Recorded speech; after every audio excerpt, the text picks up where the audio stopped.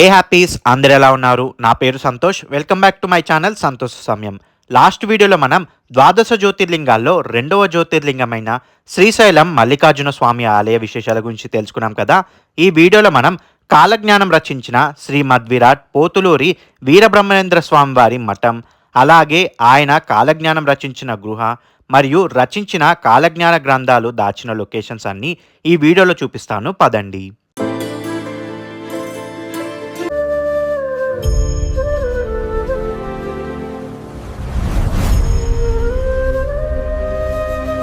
రాత్రి శ్రీశైలంలో దర్శనం చేసుకొని తెల్లవారుజామున శ్రీశైలం నుండి 220 కిలోమీటర్ల దూరంలో ఉన్న శ్రీ పోతులూరి వీరబ్రహ్మేంద్ర స్వామి వారి నేలమట్టానికి స్టార్ట్ అయ్యాము. ఈ నేలమట్టం నంద్యాల జిల్లా బనగానపల్లిలో ఉంటుంది. మనం చూడబోయే లొకేషన్స్ అన్నీ ఈ బనగానపల్లె చుట్టుప్రక్కలే ఉంటాయి. ఇప్పుడు మన తెలుగు రాష్ట్రాల నుండి బ్రహ్మంగారి మఠానికి ఎలా చేరుకోవాలో తెలుసుకుందాం. బనగానపల్లెకి రైల్వే స్టేషన్ ఉంది, కానీ అక్కడికి మన హైదరాబాద్ నుండి డైరెక్ట్ ట్రైన్స్ అందుబాటులో లేవు. ఈ బనగానపల్లెకి నియరెస్ట్ రైల్వే స్టేషన్ వచ్చేసి నంద్యాల రైల్వే స్టేషన్. ఇక్కడి నుండి బనగానపల్లె 35 కిలోమీటర్ దూరంలో ఉంటుంది. అదే మీరు తిరుపతి లేదా విజయవాడ నుండి ఇక్కడికి రావాలనుకుంటే వారికి డైరెక్ట్గా విజయవాడ తిరుపతి నుండి బనగానపల్లెకి ట్రైన్స్ అందుబాటులో ఉన్నాయి. వాటి డీటెయిల్స్ కోసం ఒకసారి ఐఆర్సిటీసీ వెబ్సైట్ చెక్ చేయండి. బనగానపల్లిలో బ్రహ్మంగారికి సంబంధించిన చూడవలసిన ప్రదేశాలు 3 ఉంటాయి. అవి బ్రహ్మంగారి నేలమట్టం, బ్రహ్మంగారు కాలజ్ఞాన గ్రంథాలు దాచిపెట్టిన ప్రదేశం, అలాగే బ్రహ్మంగారు కాలజ్ఞానం రచించిన గృహ. సో ఈ 3 ప్రదేశాలు బనగానపల్లెకి అటువైపు ఇటువైపు ఉంటాయి. సో మీరు నంద్యాల రైల్వే స్టేషన్లో దిగితే అక్కడి నుండి బస్సులో బనగానపల్లె చేరుకొని అక్కడే ఈ 3 ప్రదేశాలు చూసి రావడానికి ఆటో మాట్లాడుకోండి. అదే బనగానపల్లె రైల్వే స్టేషన్లో దిగితే రైల్వే స్టేషన్ బయట ఉండే ఆటో వారితో మాట్లాడుకోండి. అదే బస్సులో వచ్చేవారు కూడా బస్ స్టాండ్ బయట ఉండే ఆటో వారితో మాట్లాడుకోండి. బ్రహ్మంగారి మఠం హైదరాబాద్ నుండి 300 కిలోమీటర్లు, తిరుపతి నుండి 270 కిలోమీటర్లు, విజయవాడ నుండి 350 కిలోమీటర్లు, కర్నూలు నుండి 90 కిలోమీటర్ దూరంలో ఉంటుంది. ఎవరైనా ఓన్ కార్లో వీకెండ్ ట్రిప్ కోసం చూస్తే వారు శ్రీశైలం, మహానంది, అహోబిలం, యాగంటితో పాటు శ్రీ బ్రహ్మంగారి మఠం కూడా చూసి వెళ్ళొచ్చు. అలా ఉదయం 7 గంటలకు శ్రీశైలం నుండి స్టార్ట్ అయిన మేము 5 గంటలు ప్రయాణం చేసి మధ్యాహ్నం 12 గంటలకు మన ఫస్ట్ లొకేషన్ అయిన శ్రీ వీరప్ప స్వామివారి నేలమట్టానికి చేరుకున్నాము. గూగుల్ మ్యాప్స్లో నేలమట్టం అని సెర్చ్ చేస్తే ఎగ్జాక్ట్ లొకేషన్ కనిపిస్తుంది. ఇక్కడే శ్రీ వీరబ్రహ్మేంద్ర స్వామివారి అనుమతితో గరిమిరెడ్డి అచ్చమాంబ దంపతులు శ్రీ స్వామివారి కోరిక ప్రకారం క్రీస్తు శకం 1627 సంవత్సరంలో ఈ ఆలయాన్ని నిర్మించారు. ఇక్కడ శ్రీ బ్రహ్మేంద్ర స్వామివారు శ్రీ వీరప్ప స్వామి అనే పేరుతో 23 సంవత్సరాలు నివసించి కాలజ్ఞాన రచన చేస్తూ యోగా సాధన చేస్తూ ఉండేవారట. ఇక్కడే గరిమిరెడ్డి వెంకటరెడ్డి అచ్చమాంబ దంపతులకు అంజనయ్య అనే విశ్వబ్రాహ్మణుడికి ఉపదేశములిచ్చి అచ్చమాంబ దంపతుల కుమారుడైన అందుడు గరిమిరెడ్డి బ్రహ్మానందరెడ్డికి దృష్టిని ప్రసాదించి ఉపదేశం ఇచ్చిన ప్రదేశం. అలాగే ఇక్కడి నుండే స్వామివారు తన దేశాటన నిమిత్తం బయలుదేరి వెళ్లే సమయంలో శిష్యులు కోరిన కోరిక మేరకు స్వామివారి ఆత్మలింగాన్ని ఇక్కడ ప్రతిష్ఠించారు. అలాగే తన శిష్యులతో నాకు మారుగా నా యొక్క ఆత్మలింగమును పూజించి తరించండి అంటూ ఈ మఠ బాధ్యతలు అన్ననాజయ్య స్వామివారికి అప్పగించి సెలవిచ్చిన ప్రదేశం.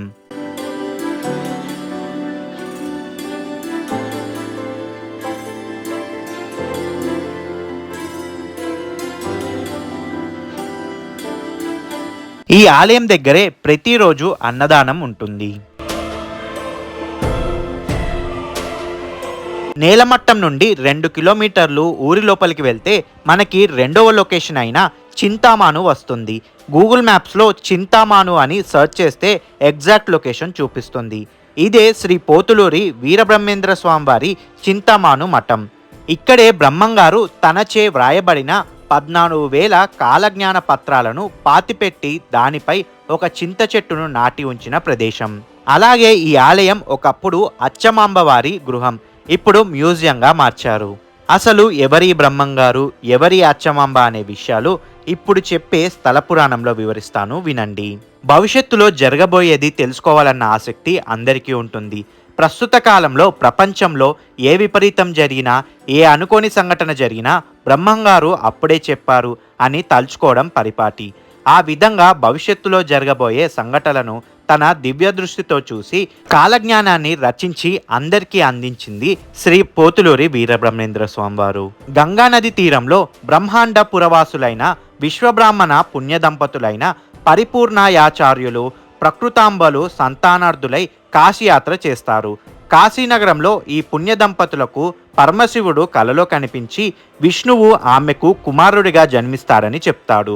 నవమాసాలు నిండుతున్న సమయంలో స్వగ్రామానికి బయలుదేరగా సరస్వతి నది సమీపంలో ఆమె ఒక మగబిడ్డను ప్రసవించింది. అది స్వస్థశ్రీ కీలకనామ సంవత్సర కార్తీక శుద్ధ ద్వాదశి అనగా క్రీస్తు శకం 1607లో భగవాన్ వీరబ్రహ్మేంద్ర స్వామివారు ఈ భూమిపై అవతరించారు. మరుసటి రోజు పరిపూర్ణాయాచార్యులు కాలధర్మం చేశారు. ప్రకృతాంబ సమీపంలోని అత్రి మహాముని ఆశ్రమంలో చేరుకొని తన బిడ్డను పెద్దవాణ్ణి చేయమని అత్రి మహామునికి తన బిడ్డను అప్పగించి తాను కూడా తనువు చాలించింది. కర్ణాటకకు చెందిన పాపాగ్ని మఠాధిపతులు యనమందల వీరభోజయాచార్యులు వీరపాపమాంబ సంతాన భాగ్యం కోసం పుణ్యక్షేత్రాలు సందర్శిస్తూ అత్రి మహాముని ఆశ్రమం చేరుకుంటారు. సంతాన ప్రాప్తికై పరితపిస్తున్న ఆ పుణ్య దంపతులకు దైవ స్వరూపులైన బ్రహ్మంగారిని అత్రి మహాముని అందజేస్తాడు. బ్రహ్మంగారు పాపాగ్ని మఠాధిపతి గారింట సనాతన సాంప్రదాయాల నడుమ పెరిగి పెద్దవుతాడు. అతి చిన్న వయసులోనే బ్రహ్మంగారు కాళికాంబపై సప్తశతి రచించి అందరినీ అబ్బురపరుస్తాడు. అలా కొన్ని రోజులకు తనను పెంచిన తండ్రి గతించిన తరువాత మఠాధిపత్యం స్వీకరించకుండా తల్లి ఎంత నచ్చజెప్పినా వినకుండా ఆమెకు బ్రహ్మజ్ఞానాన్ని బోధించి దేశాటనకు బయలుదేరి వెళ్తాడు. 17 సంవత్సరాల ప్రాయంలోనే కర్నూలు జిల్లాలోని బనగాలపల్లెకు చేరుకుంటాడు. ఆ బాలుడు పశువులు కాస్తారని, పశువైద్యము తెలుసని ఊరివారి ద్వారా తెలుసుకున్న గరిమిడి రెడ్డి అచ్చమ్మ అనే సంపన్నురాలు బ్రహ్మంగారిని తమ పశువుల కాపరిగా నియమించుకుంటుంది. అచ్చమ్మ ఇచ్చిన సంగటి ముద్దను తీసుకొని వీరబ్రహ్మంగారు గోవులను తోలుకొని రవ్వలకొండకు పోయేవారు. అలా మందని ఒక చోట చేర్చి ఒక గీతను గీసేవాడు. గోవులు ఆ గీతను దాటకుండా ఆ గిరి లోపలే మేతమేస్తూ ఉండేవి. అక్కడే ముళ్ళుతో తాటి ఆకుపై కాలజ్ఞానం రాయటం ప్రారంభించారు బ్రహ్మంగారు. ఒకరోజు మిగతా గోపాలకులు ఈ విషయాలన్నీ చూసి భయపడి పరుగు పరుగున అచ్చమాంబ దగ్గరికి ఈ విషయాన్ని చేరవేస్తారు. మరుసటి రోజున యథావిధిగా ఆవులను తీసుకెళ్లి చుట్టూ గిరిగీసి రవ్వలకొండలో కాలజ్ఞానం రచన చేస్తూ ఉన్న బ్రహ్మంగారిని చూసి ఆశ్చర్యపోయింది అచ్చమాంబ. ఈ చింతామాను చూసుకొని ఇక్కడి నుండి 3 కిలోమీటర్లు ముందుకు వెళ్తే మనకి బ్రహ్మంగారు కాలజ్ఞానం రచించిన రవ్వలకొండ వస్తుంది. పార్కింగ్ నుండి ఒక 300 మీటర్లు లోపలికి వెళ్తే మనకి గృహ వస్తుంది.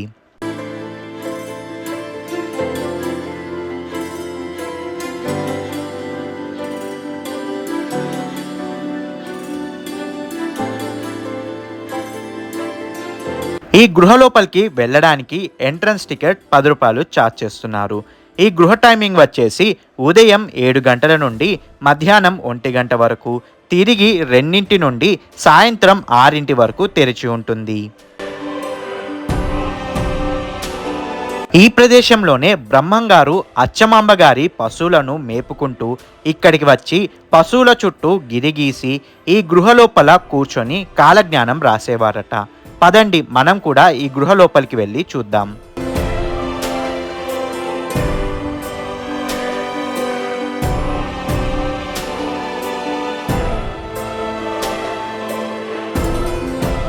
ఈ కొండ గృహల్లో కూర్చొని బ్రహ్మంగారు కాలజ్ఞానం రాశారు కనుక ఈ కొండలను బ్రహ్మంగారి కొండలని కూడా పిలుస్తారు.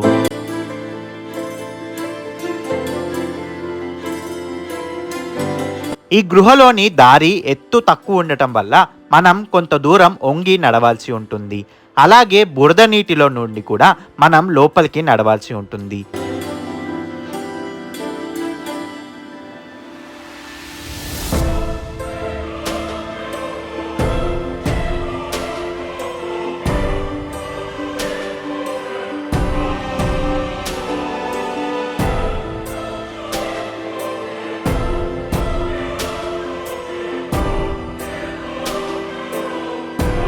లోపలికి వచ్చిన తర్వాత మొదటిగా మనకి కనిపించేది స్వామివారు ఉపయోగించిన కొలను. స్వామివారు కాలజ్ఞానం రచించే ముందు తనని తాను శుభ్రం చేసుకోవడానికి ఈ గృహలోనే ఒక కొలను ఏర్పాటు చేసుకున్నారట. అలాగే ఈ గృహలో అనేక పుణ్యక్షేత్రాలకు మార్గం ఉందట. ఇటు నుండి వెళ్తే మనం శ్రీశైలం చేరుకోవచ్చట.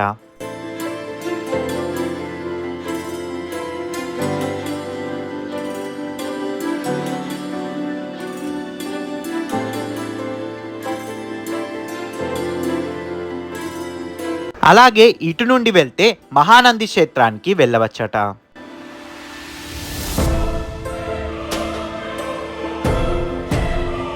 ఇటు నుండి వెళ్తే యాగంటి క్షేత్రానికి వెళ్ళొచ్చట. అలా ఈ గృహలోపల నుండి దాదాపు 14 క్షేత్రాలకు దారులుండేవట. అలా స్వామివారు ఈ క్షేత్రాలన్నింటినీ దర్శించి వచ్చేవారట. ఇప్పుడు మనం స్వామివారు కూర్చొని కాలజ్ఞానం రచించిన ప్రదేశానికి వెళ్దాం.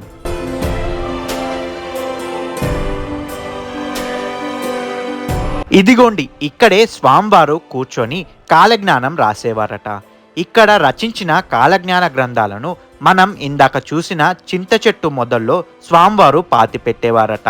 అలా రచించిన 14,000 కాలజ్ఞాన గ్రంథాలను స్వామివారు ఆ చింత చెట్టు మొదల్లో పాతి పెట్టారట.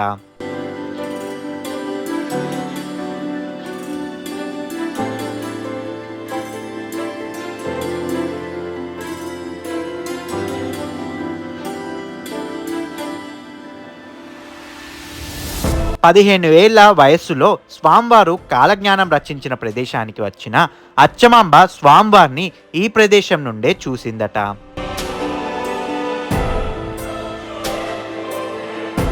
ఆ ప్రక్కనే మనం స్వయంభుగా ఒక రాయి పైన వినాయకుడి పోలిన రూపాన్ని చూడొచ్చు.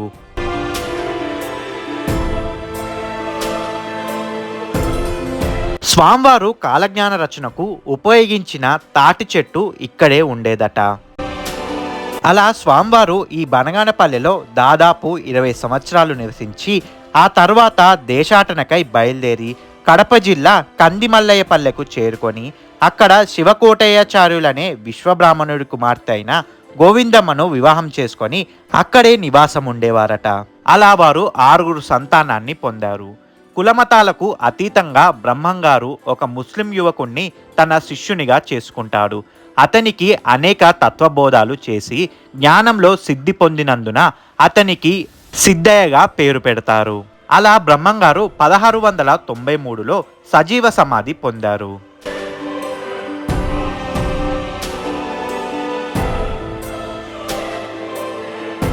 ఇదండి పోతులూరి వీరబ్రహ్మేంద్ర స్వామి వారు బనగానపల్లిలో నడయాడిన ప్రదేశాలు.